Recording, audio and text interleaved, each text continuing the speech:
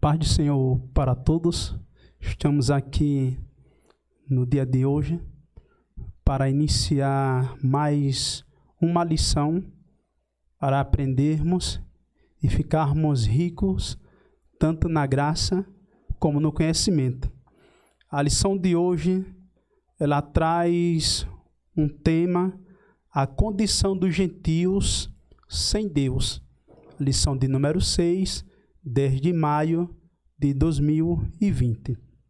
Meus irmãos, a verdade prática da lição diz: outrora, sem Deus, por meio de Cristo, os gentios tornaram-se descendentes de Abraão e herdeiro da promessa. A leitura bíblica em classe, você pode conferir na sua Bíblia, que está escrito a carta aos Efésios, capítulo 2, versículo 11 e 12, também carta aos Romanos, capítulo de número 4, e versículo de número 12 até o 14, que diz: portanto, lembrai-vos de que vós, noutrora, éreis gentios na carne, e chamados em circuncisão pelos que na carne, que chamaram circuncisão feita pela mão dos homens. E então você pode acompanhar em sua lição ou através da Sagrada Escritura. A introdução diz: na presente lição, veremos que o autor de Efésios lembra aos gentios de que, antes da regeneração, eles eram incircuncisos e haviam experimentado 5 formas de privação. Em primeiro lugar, essa carta aqui, a qual o apóstolo Paulo escreveu, a qual nós estamos estudando, é uma carta que revela o propósito do eterno Deus para a igreja de Cristo. Essa carta é de autoria do apóstolo Paulo. Certamente ele escreveu em Roma e ele estava em prisão. Por que Paulo estava em prisão? Porque ele disse: o prisioneiro de Cristo. Está escrito em Efésios capítulo 3, versículo 1. No capítulo 4, versículo 1, ele também disse: o preso do Senhor. E também em Efésios capítulo 6, versículo 20, o apóstolo Paulo ele diz: o embaixador em cadeia. E então o apóstolo Paulo, ele escreveu esta carta aos Efésios em prisão, na data entre 61 e 62 depois de Cristo. Chamados em circuncisão. Está escrita: na era antes de Cristo, além de mortos espiritualmente, os gentios eram desprezados pelos judeus e identificados como incircuncisos. Ou seja, Deus escolheu um povo para propagar o seu grande nome, o nome do Eterno, a todas as nações. E então, para o povo de Israel, para o judeu, que eles eram circuncidados, e então quem não era do povo judeu, o próprio judeu chamava de incircunciso. O conceito de circuncisão. E então eu estou no primeiro tópico, que é chamados e circuncisão. E no primeiro subtópico diz o conceito de circuncisão. Vamos ver o conceito dessa palavra. Circuncisão é uma remoção cirúrgica do prepúcio do órgão masculino. E então, ali, aquele prepúcio, ele era cortado, e interessante que quando cortava aquele prepúcio, que tirava o pedaço daquela carne virava uma aliança. Quando aquele prepúcio era cortado, quando pegava aquela carne, virava uma aliança, um círculo, um anel. Ou seja, uma aliança a qual o povo de Israel estava fazendo com o eterno Deus. E então a circuncisão era um procedimento cirúrgico, o qual fazia com todos os homens, certo? Do sexo masculino. Era prescrito na lei como sinal externo de quem pertencia ao povo da aliança com Deus. Então, era um procedimento realizado ao 8º dia. Por que era um procedimento realizado ao 8º dia? Porque era um processo de cicatrização melhor. No 8º dia, a criança nascia, uma mulher judia tinha o seu filho, bebê. Então, quando chegava o 8º dia, o processo da cicatrização daquela cirurgia na criança era melhor. E então, por isso que fazia essa cirurgia ao 8º dia do menino nascido. Foi o que aconteceu com Jesus. Ele foi circuncidado ao 8º dia. E então, com 33 dias, era o processo da purificação daquela mulher. E então, com 33 dias, ela pegava a criança, já circuncidada, já sarada, e levava ao templo para a criança ser apresentada. O sacerdote pegava aquela criança e apresentava a partir dos 33 dias de nascida. E então, esse é o conceito da circuncisão. Circuncisão era um procedimento cirúrgico que os pais teriam que fazer em todas as crianças ao 8º dia de vida. E então, o segundo subtópico, falamos sobre o conceito da circuncisão. O segundo subtópico diz o significado religioso. Aí a gente vai ver o significado da circuncisão. Já para antecipar, eu disse aos amados que estão nos ouvindo através desta lição, que quando circuncidava o prepúcio, que era a pele do órgão genital da criança, quando tirava aquela pele, ela ficava em forma de um círculo, ficava uma aliança. Ou seja, esse também é o significado. O homem estava fazendo aliança com o eterno Deus. Seu significado religioso também apontava para a santificação. Olha que maravilha! Porque como a corrupção e as práticas idólatras estavam fortemente relacionadas com a sexualidade depravada, então a circuncisão ela simbolizava a purificação, a aliança requerida entre o povo escolhido de Deus. Então, este é o significado. Então, o significado é que a circuncisão ela era uma aliança entre a nação eleita com seu Criador. E também apontava para a santificação. O povo mundano andava num caminho depravado, de depravação. Aí o povo de Deus dizia, não, nós não, vamos nos circuncidar, vamos fazer uma aliança e vamos entrar no processo de santificação. O mundo vai para um lado, mas nós iremos seguir o nosso Deus eterno. Terceiro subtópico diz, a circuncisão no coração. Como assim a circuncisão no coração? Vamos aqui acompanhar a lição. O apóstolo, ele reconhece que os gentios não faziam parte da circuncisão. Quem eram os gentios? Tinha o povo judeu, que era a nação israelita, uma nação escolhida por Deus. E então esse povo eram circunciso. E então, quem eram os gentios? Os gentios eram os não-judeus. Então, todos os povos não-judeus eram considerados gentios.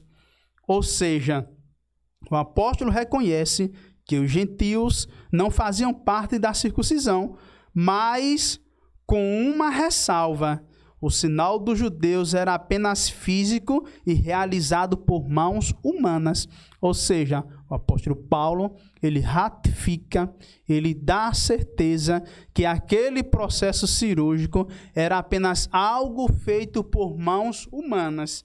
Por isso que o apóstolo Paulo ele disse: quando vós circuncidardes, não vá só circuncidar o vosso prepúcio, e sim circuncidai o vosso coração. Ou seja, a aliança que você tem que fazer com Deus é a aliança com o seu coração.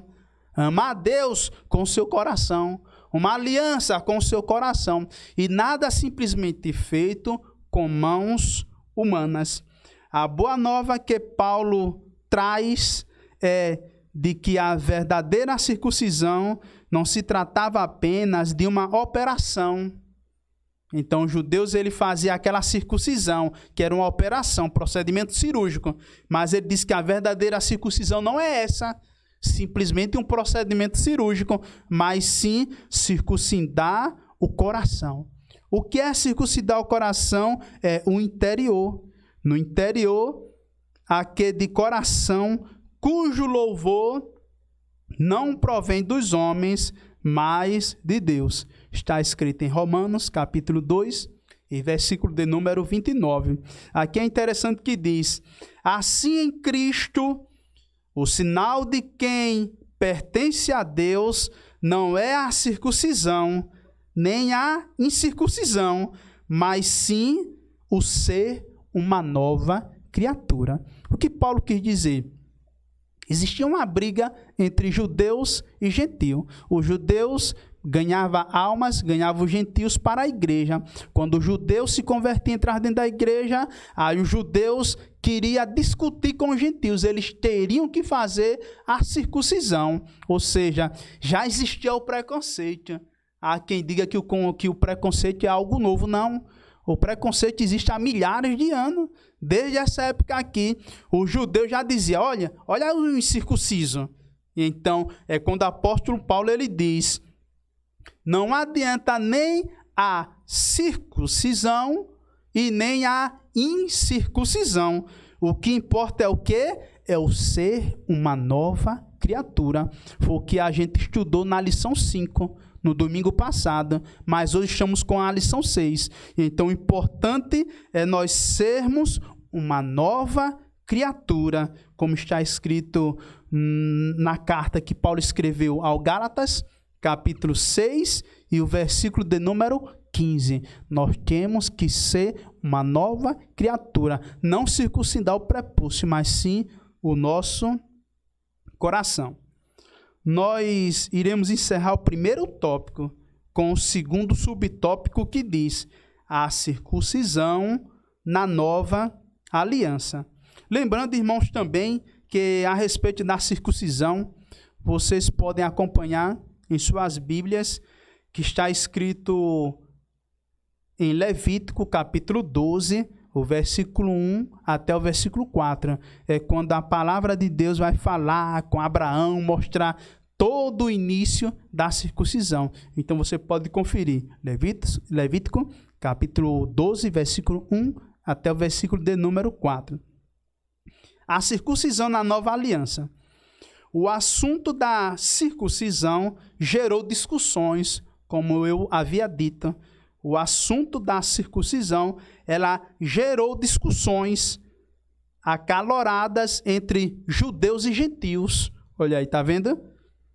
Em Antioquia, a questão ganhou muitas dimensões e provocou o quê? Intensos debates e culminou na convocação do primeiro concílio da igreja em Jerusalém. Então, essa discussão entre ser circuncidado ou não ser gerou uma discussão ao ponto de um debate tão grande, ao ponto de ter uma convocação do primeiro concílio da igreja para resolver esse discurso, esse debate.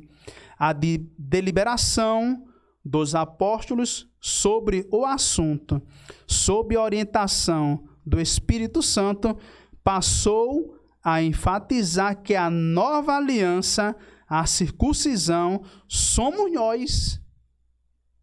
que servirmos a Deus no Espírito e nos gloriamos em Jesus Cristo e não confiamos na carne. Então, essa era a verdadeira circuncisão, a qual teve naquele primeiro concílio da igreja em Jerusalém. Era que a circuncisão éramos nós mesmos, era a confiança em Cristo, não a confiança na carne, na obra do homem. Graças a Deus, porque nós estudamos aqui o primeiro tópico, a circuncisão, ela era um sinal da aliança entre o homem e Deus, entre Abraão e sua descendência. Pronto, primeiro tópico a gente estudou chamados em circuncisão. Agora vamos para o segundo tópico, que é estranhos ao concerto da promessa. Estranhos ao concerto da promessa. Nesta parte aqui do segundo tópico, o apóstolo Paulo ele aponta a situação dos gentios, ou seja, dos não-judeus. E então, naquele tempo, estáveis o quê? Sem Cristo. Olha aqui, Paulo, ele mostra a situação em que situação se encontrava os gentios, os não-judeus. Aí ele diz, naquele tempo estáveis sem Cristo. Por quê? Separados da comunidade de Israel e estranho aos concertos da promessa. Então, esse era o estado dos gentios, dos não-judeus, porque eles estavam separados da comunidade de Israel e também ele era estranho aos concertos da promessa, a qual Deus fez a Abraão e também a sua descendência. Uma vida sem Cristo, olha aí, o estado que se encontrava os gentios. Uma vida sem Cristo. Ao descrever a história passada dos gentios, o apóstolo traz à memória que naquele tempo, que tempo? No tempo antes de nós não termos alcançado a graça. Aí ele diz que os gentios viviam uma vida sem Cristo. Uma vida sem Cristo. Ao descrever a história passada dos gentios, o apóstolo traz à memória que naquele tempo, isto é, antes da regeneração, antes de nós não conhecermos a palavra, Cristo, a regeneração. Então, os gentios, eles viviam imersos, sabe aonde? No paganismo.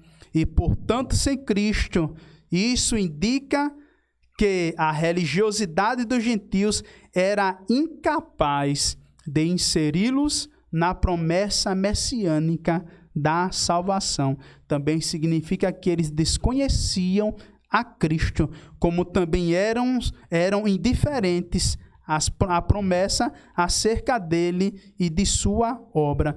E então, aqui nós podemos ver que os gentios, ele tinha uma vida sem Cristo. Segundo o subtópico, ele vai dizer que os gentios, ele tinha uma vida separada de Israel, da comunidade de Israel. Ainda no versículo de número 12, o apóstolo, ele salienta a desvantagem de os gentios não pertencerem à comunidade de Israel. Uma vida sem Cristo, uma vida separada, uma vida sem conhecer a promessa da salvação, uma vida sem saber o que era o Messias, uma vida distanciada dos caminhos da salvação. Eles estavam excluídos, não só dos símbolos externos, mas também não faziam parte do povo escolhido, porque Deus escolheu o povo de Israel para propagar o nome, o seu próprio nome, o nome do eterno Deus. E os gentios, eles estavam excluídos desta promessa. Diz mais, a constatação cruel era de que Deus não havia se revelado aos gentios. Está vendo aí? Deus ainda não tinha se revelado aos gentios. Mas como está escrito lá no Evangelho de João, né, que diz que Deus enviou Jesus. Ele veio para os seus. Quem eram os seus? Israel, a casa de Israel. Mas os seus não o receberam.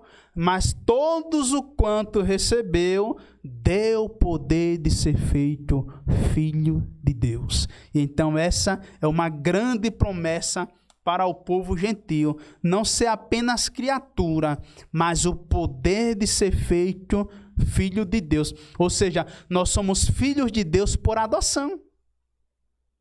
O povo de Israel é filho de Deus por eleição. Os anjos e Adão é filho por criação. Jesus é filho de Deus por geração. E nós, a igreja, somos filhos de Deus por adoção. Nós não tínhamos direito à salvação. Nós não tínhamos direito à vida eterna. Era para o povo de Israel. Mas aonde o pecado abundou, a graça superabundou. A graça nos alcançou. E hoje nós somos o quê? Filho de Deus. Então, é isso aí. Nesta perspectiva, a lei e as promessas pertenciam somente aos judeus. E desse modo os gentios estavam fora do alcance das bênçãos. Veja aí. Então, os gentios estavam distanciados, longe das promessas feitas a Abraão.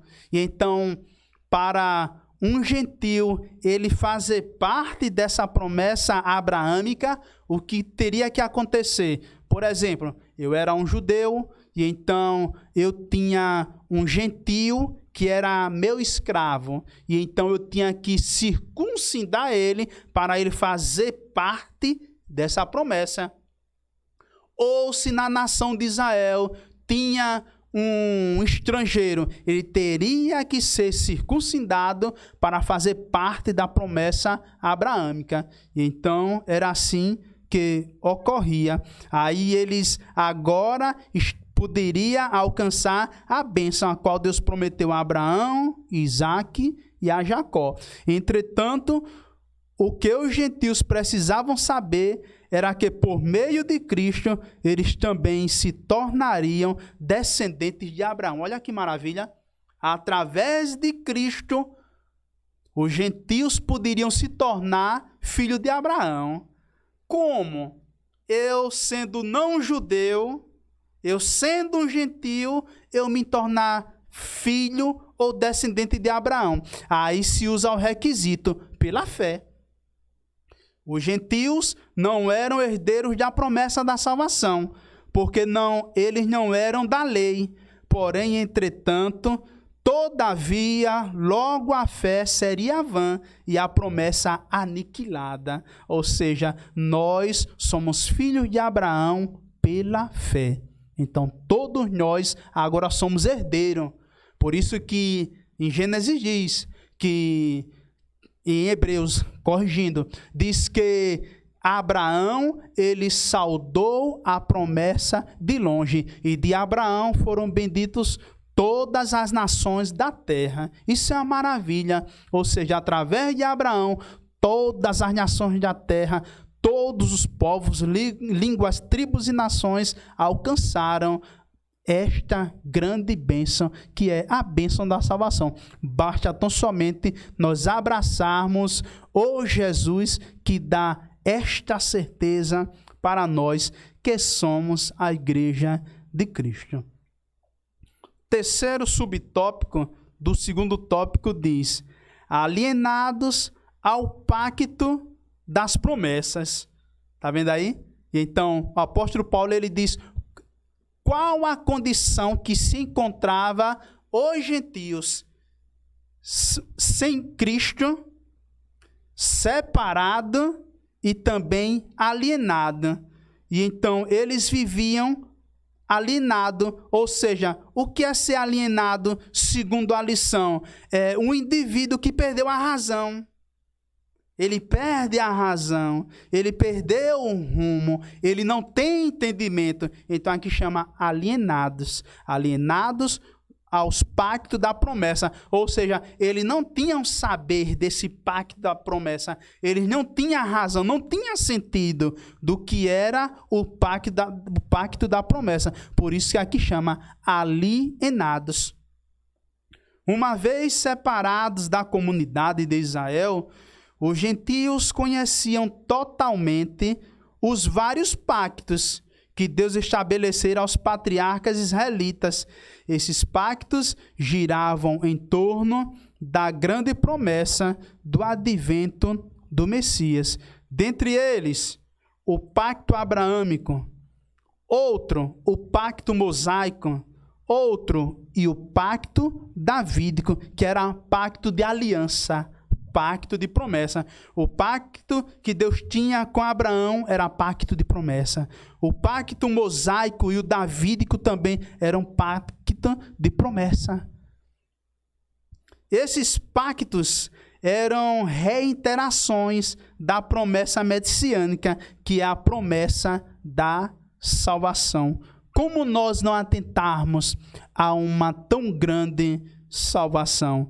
Os gentios, eles não tinham nação deles e, por conseguinte, estavam alienados de qualquer promessa ou esperança messiânica. Agora, uma vez regenerados em Cristo, através do Espírito Santo, e, por conseguinte, agora, uma vez regenerados em Cristo, é revelada essa tão grande salvação. Isso é revelada agora. É revelada a grandeza do amor divino, de alienados das promessas, por meio do sangue de Jesus, os gentios tornaram-se, sabe o quê? Herdeiros da maravilhosa promessa de Deus para a sua igreja, para o seu povo. Essa era a antiga aliança, a aliança dos gentios. Os gentios viviam na antiga aliança. A antiga condição dos gentios era desoladora, viviam sem Cristo, estavam separados de Israel e eram estranhos ao concerto da promessa. Esse é o segundo tópico. Primeiro tópico, chamados incircuncisão.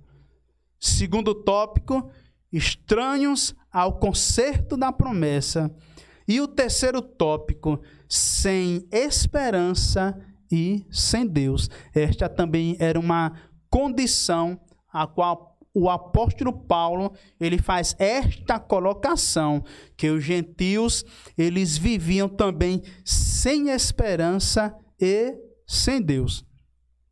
Agora, no terceiro tópico, o apóstolo Paulo, ele passa a descrever a situação dos gentios que viviam não tendo esperança, sem Deus no mundo.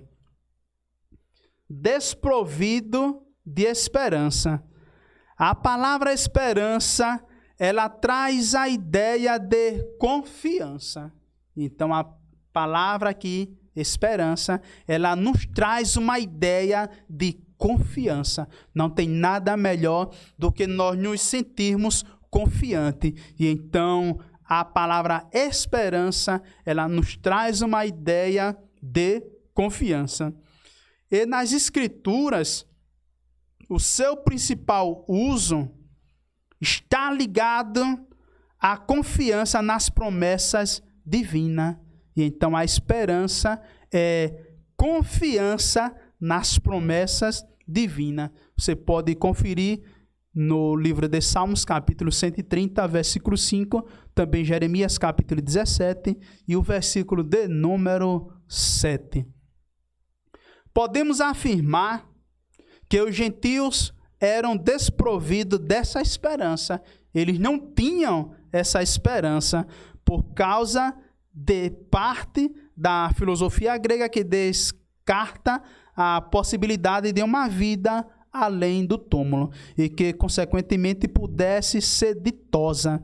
Além dessa questão, embora Deus tivesse decretado incluir os gentios no plano da salvação, eles mesmo ignoravam essa promessa e por isso não tinham em quem sustentar qualquer esperança. Então eles não tinham em que sustentar qualquer esperança. 1 Coríntios capítulo 9, versículo 10. Como a esperança é a âncora da alma. Olha que lindo, que frase bonita. A esperança, não vi um conceito melhor que esse. A esperança, ela é a âncora para a alma. Os gentios, desprovidos dela, padeciam de medo e de incerteza por conseguirem a falta de esperança e de paz revelada a ausência de Deus. E então, aquela paz que eles não tinham, revelava o quê? A ausência de Deus. E então, a ausência de Deus é não ter Deus.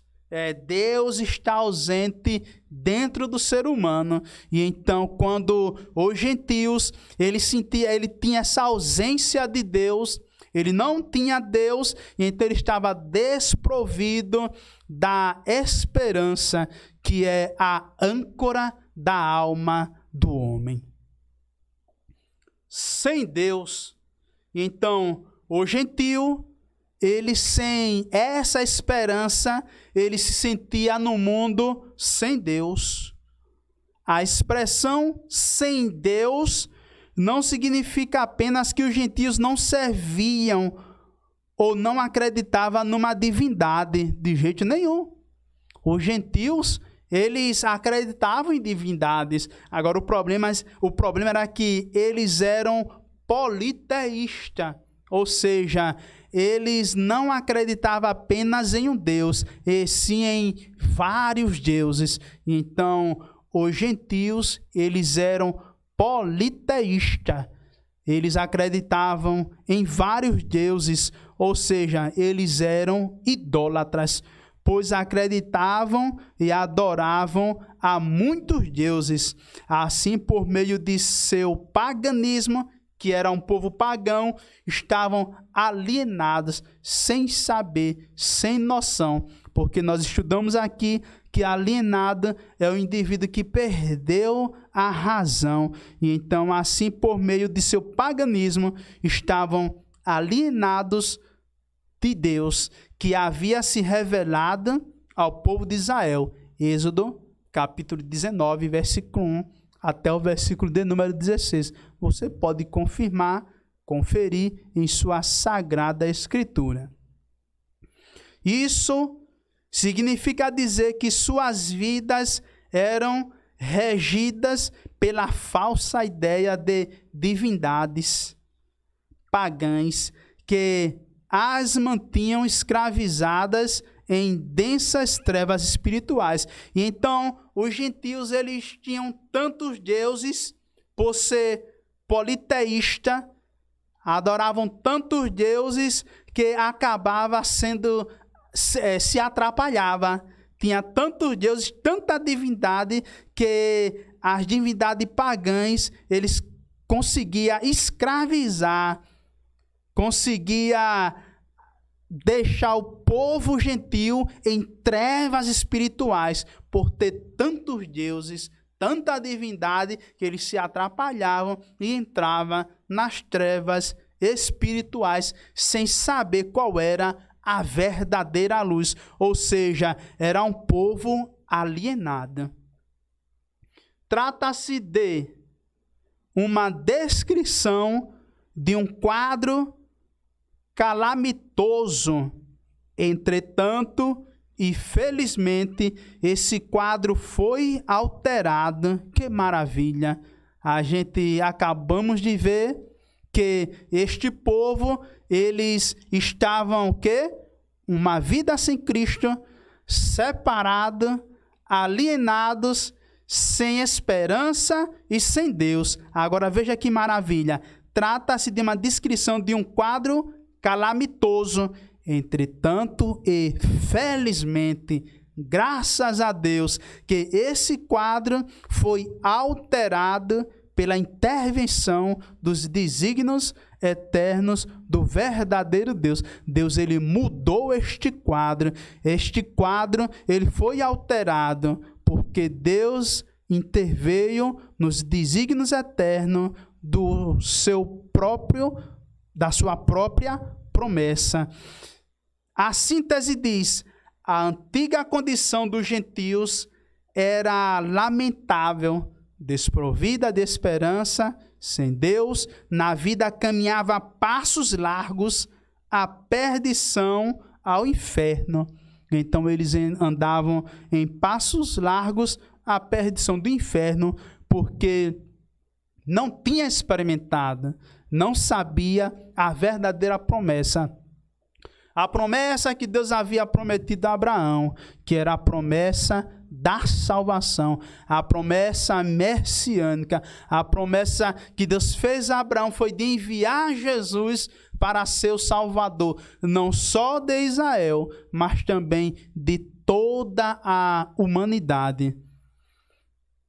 E para nós concluirmos esta lição de número 6, que é a condição dos gentios sem Deus. Então, nós estudamos a condição dos gentios sem Deus.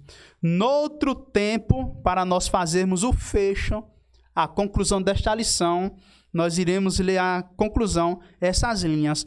Noutro tempo, éramos o quê? Incircuncisos. E estávamos excluídos da aliança com Deus, separados de Cristo, separados de Israel. Vivíamos uma vida alienada, sem saber ao concerto da promessa, desesperados e longe de Deus. Um dia, porém, a magnitude do amor divino circuncidou a nós. Que maravilha! A magnitude de Deus circuncidou não o nosso prepúcio, mas circuncidou o nosso coração, criando uma aliança entre o homem e o eterno Deus. Aproximou-nos de Cristo e de Israel, incluiu-nos na esperança da promessa e revelou a nós o único e verdadeiro Deus. Bendito seja o seu santo nome para todos sempre. Por isso que está escrito no Evangelho de João, capítulo 3, e o versículo de número 16.